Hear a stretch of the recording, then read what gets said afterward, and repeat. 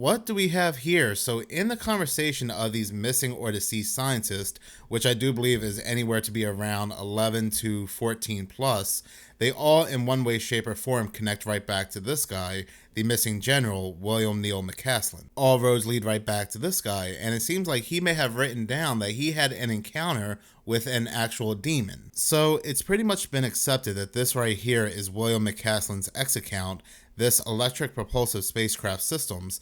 Not only do they post things that he was interested in, but also they state that they are a retired 38-year-old active duty USAF PhD engineer, which William McCaslin was. But the cherry on the top happens to be this post right here that was made on February 27th. This would be the final post made to the account, and as coincidence may have it, this is the same exact day that McCaslin went missing. This account has made some very interesting posts, but I do want to go ahead and talk about these right here. Like for example, this one that was made on December 30th, where he's talking about element 115 and how it could burn from UVC light.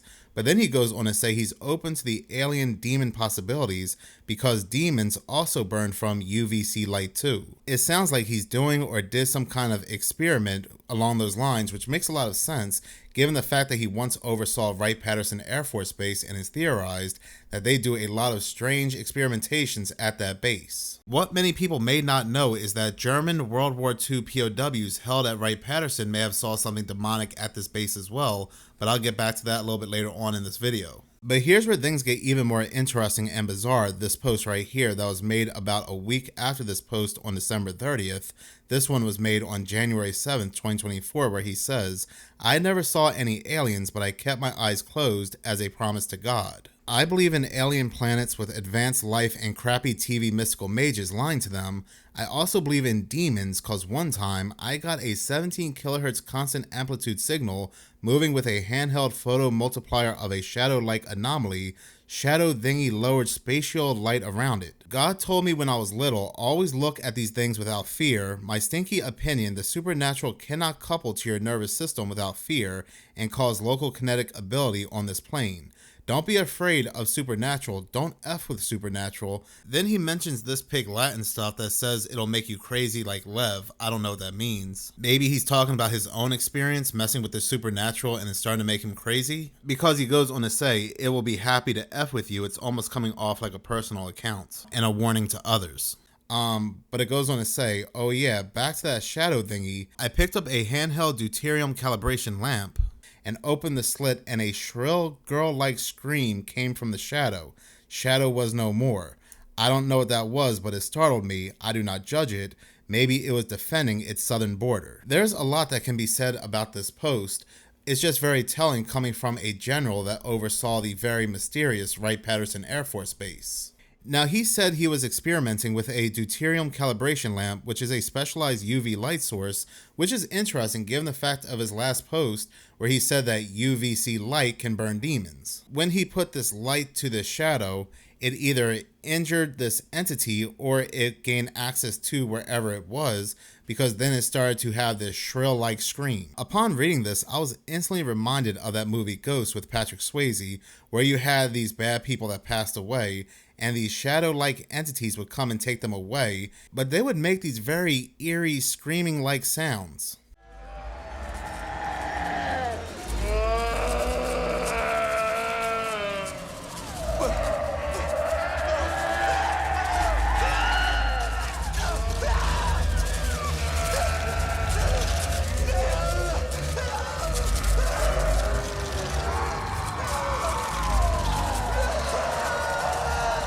And when it comes to Hollywood, they love to give the truth in plain sight. What we think are fictionalized movies usually are the truth, and what we think is real, what we think is nonfiction, is usually fictionalized heavily. That is the deception of Hollywood, among other things. Yeah, that movie Ghost instantly stood out to me, but going back to his X post here, I agree, you're not supposed to have fear of demons, but on the flip side, you're not supposed to experiment on them or find ways to gain access to them. Maybe this happened to him by accident. I really doubt it, again, given the fact that he oversaw Wright-Patterson Air Force Base.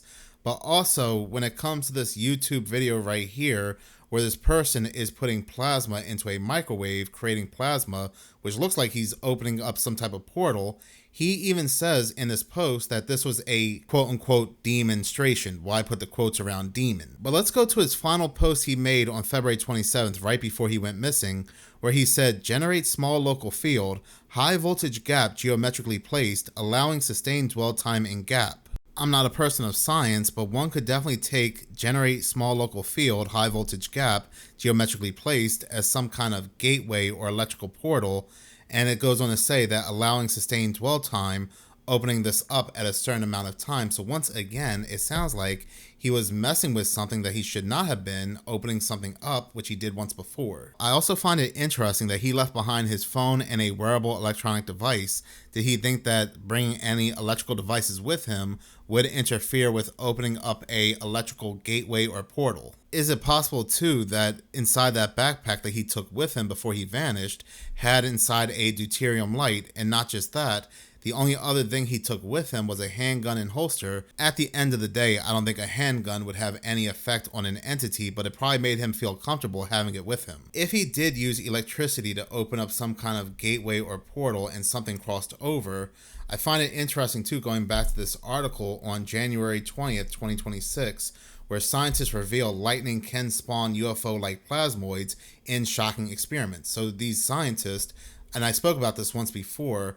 were using electricity to generate these entities called plasmoids, which, going back to General McCaslin's post, he called it a demonstration. Is it possible that these scientists, it doesn't mention who these scientists were that were doing these experiments with plasmoids or demons, but I wouldn't doubt one bit that these are the same scientists that either vanished or were supposedly found deceased, because a lot of these scientists were actually plasma scientists. General McCaslin was definitely into some very bizarre things indeed. Did you know if you were to search his name in the Podesta emails, you know John Podesta, who was a long-term associate of the Clintons, Bill Clinton's chief of staff between 1998 until 2001, who he and his brother Tony are basically demons themselves.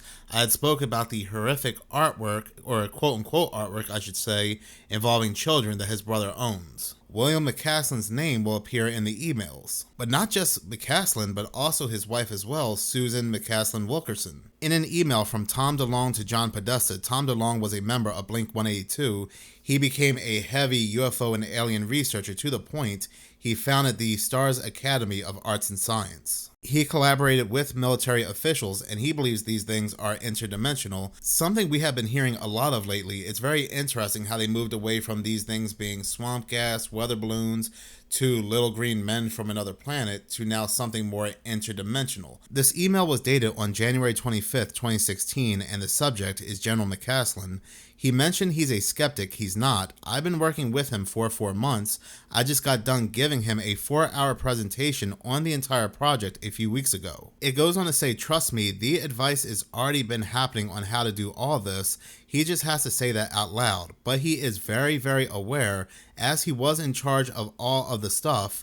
When Roswell crashed, they shipped it to the laboratory at Wright-Patterson Air Force Base.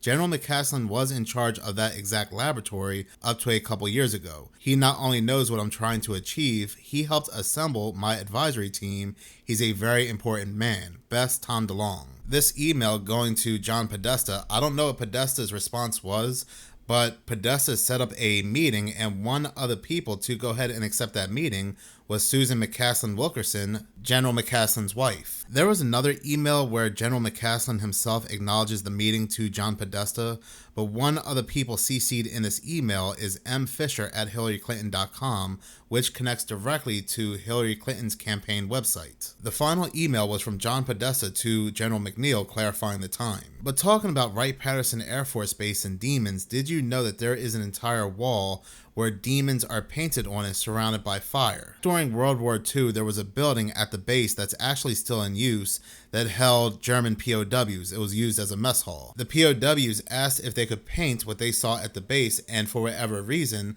the officials granted them access to go ahead and paint these demons. In 1997, this mural really creeped out some people, and there was a petition to have it removed. The officials were looking into it, and they decided that they were going to go ahead and keep it as a part of history. A Dayton Art Institute consultant said there was more. There was even a part of the building that's no longer accessed, where the devil himself still adorned a part of the wall. As you might know, in 1943, with the successes the Allies had in North Africa against the Axis powers, it generated a lot of POWs, and they began shipping POWs to America. And some of them came here. We had over 400 POWs that lived on the base from 1943 till 1946, and they lived in Area B and were bussed over here, and they worked in this building. And this was a warehouse, so they did warehouse work, but they also did grounds around the command building. And this was where they ate lunch also. And so this was a big, wide open room, and they asked for paint. So they started doing a mural, scratching out a mural. Some were artists scratching out a mural on this wall, and they asked for paint. So the guards, in their infinite wisdom, gave them tempera to paint with, which is basically finger paint, so water-based paint. So that's what this is. And so they painted this entire mural. There was actually 3 at one time.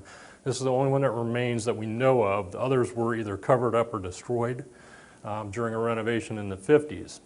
And while that renovation was going on, the base commander at that time stopped them from destroying this one. And in the 80s, we restored it back to the way it looks now. Dayton Art Institute came in, and they actually cleaned it with basically erasers, powdered erasers, the entire wall, and did a beautiful job on it. And so this is what we have left, and we're preserving it, maintaining it. And a lot of people have conjecture as to what this means. It's very interesting. Odd green characters. Some people think this is where the alien conspiracy theories began, with the little green man at Wright Pat. That's one story that likes to be told. The other is, what is the issue with the green goblin characters? Are they possibly German folklore characters maybe? And what's with all the fire? The entire length of the wall is on fire. So that's all conjecture. The German government, actually, there's been a little bit of discussions with them. There is some interest in some of the museums over there in the mural, and we do have plans to preserve it. This building is a World War II building. We'd like to see it remain. Odd green characters. Some people think this is where the alien conspiracy theories began, with the little green man at Wright Pat. That's one story that likes to be told. I do wonder, because other Air Force bases did hold German POWs, if Wright-Patterson Air Force Base was the only one where the POWs had painted demons on the walls. And if that was the case, why only there? Looking this up further, it does seem like Wright-Patterson was indeed the only one. That's very telling. Even more disturbing were these right here that were painted in an attic of the base by these same POWs. What did they see at this base that no other German POW at any other Air Force base had painted? So without a doubt, Wright-Patterson Air Force Base has a history involving demons, and they try to make people believe, if it ever got out, that whatever is there are just aliens, when they were anything but. If you listen closely to what that military man said talking about that mural, yeah, they're demons, but the story that's being told is that they're aliens. And it definitely seemed like General McCaslin knew they were demons as well. But moving on, I do want to go ahead and see what other people are talking about.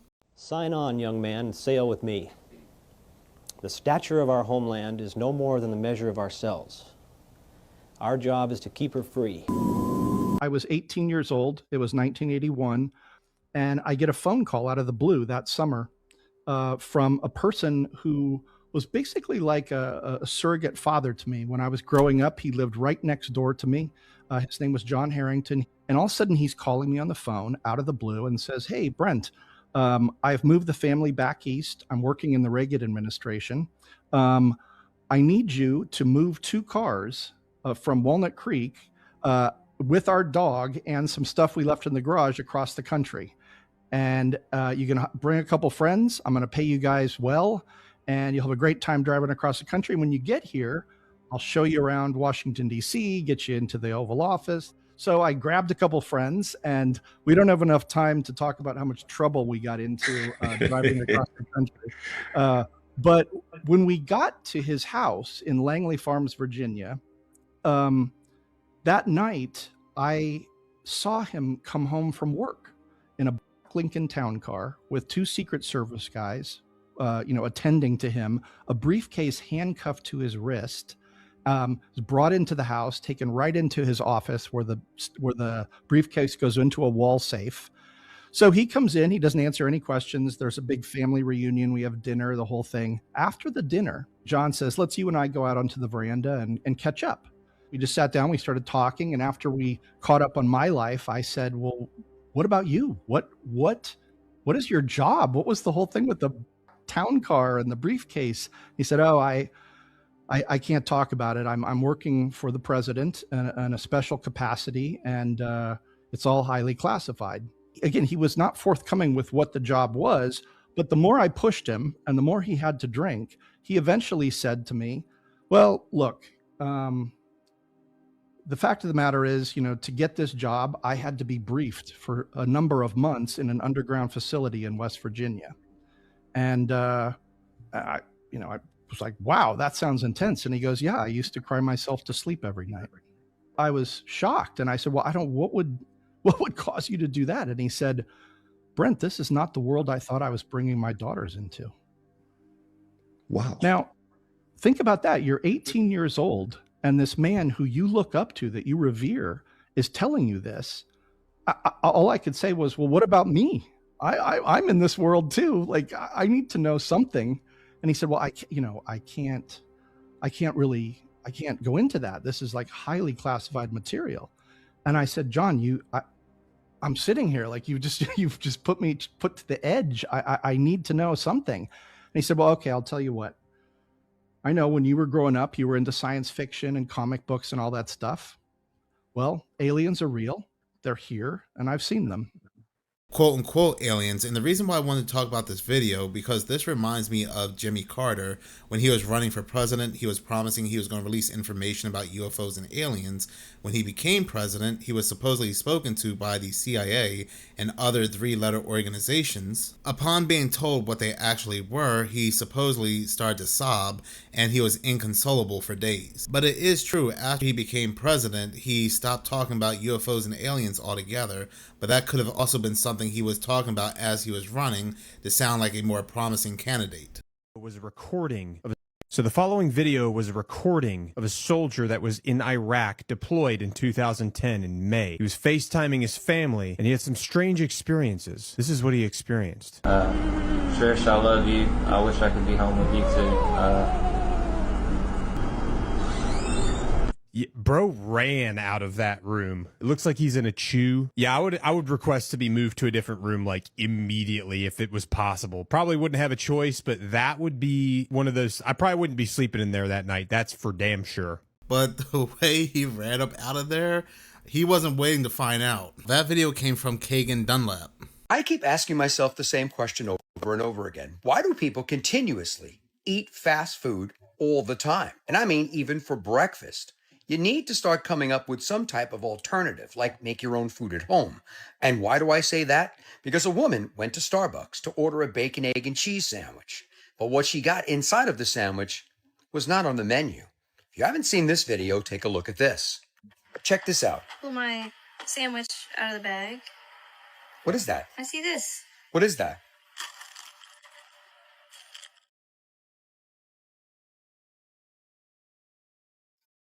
A nail.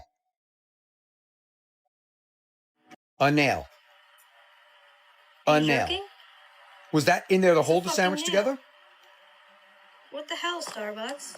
This is just incredibly unacceptable. Imagine if she was driving or wasn't paying attention and just went for the sandwich after having a sip of her coffee and bit into that, or in worst case scenario, swallowed that. Just unbelievable. And another reason to start making your own food at home. I understand many of you don't have a lot of time and you're on the go constantly. But meal prep, it really does help, and it really does work to avoid situations and things like this.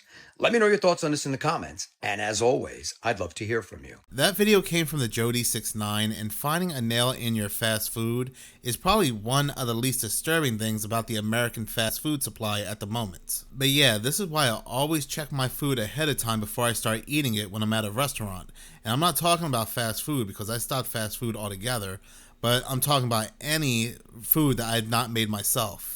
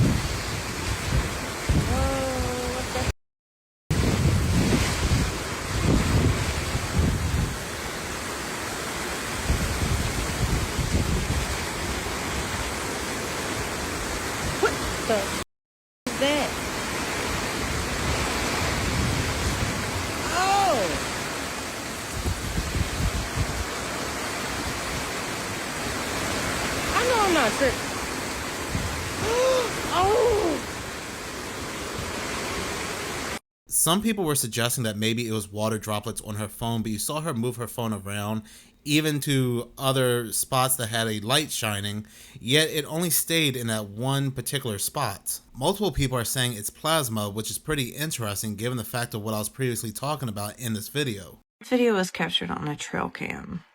After that, there's not much more information about it, or information about the original poster. But in this video, you see a long, slender, human-like person. Its arms and legs look abnormally long. But right here, right there is when it gets weird. His eyes are glowing and his head seems very small, like in proportion to the rest of the body of whatever this thing is. But when you zoom in on it, that's when you realize that this is probably not a person. What it is, I don't know. It almost looks like a stick bug, but its head is extremely small. And it kind of looks like it has pointed ears as well, but I don't know. What do you guys think about this one? A lot of people think it could be a crawler or the rake. Some people even suggested it could be some sort of alien. Let me know your thoughts on it. That video came from Whoa That's Strange, and more people are capturing these pale crawlers on camera. And let's not forget that North Carolina man that called 911 because what he described to be a pale crawler jumped in the back of his truck. But it would seem like more and more strange things are being seen. This is why they've given us AI, so we can't tell the difference between what's real and what's fake, especially when more and more things start to pop up with the expansion of these data centers taking more land and the veil thinning. This is probably some of the most creepiest and terrifying home security footage that I've come across in quite a while. This comes from an unidentified woman who was going through her home security camera when she saw this. Whatever it is, it's fast, but it's weird. You can almost see a human shape in its shadow. It lands quickly in her living room, and then it's like it launches itself off. But the question she's asking is, what the heck is this? Is it a demon? Is it a shadow man? What is it? Take a look at this footage, comment below, tell me what you think.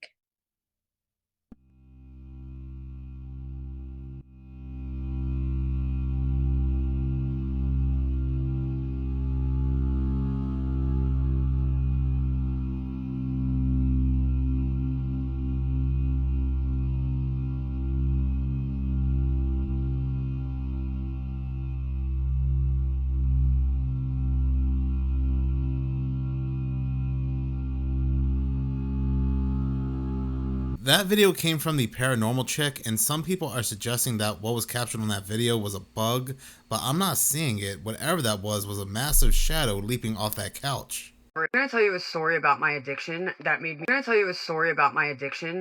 me realize demons are real and it is a spiritual battle. If you're not in recovery, I understand it's easy to say, well, those were just the substances affecting you, making you hallucinate.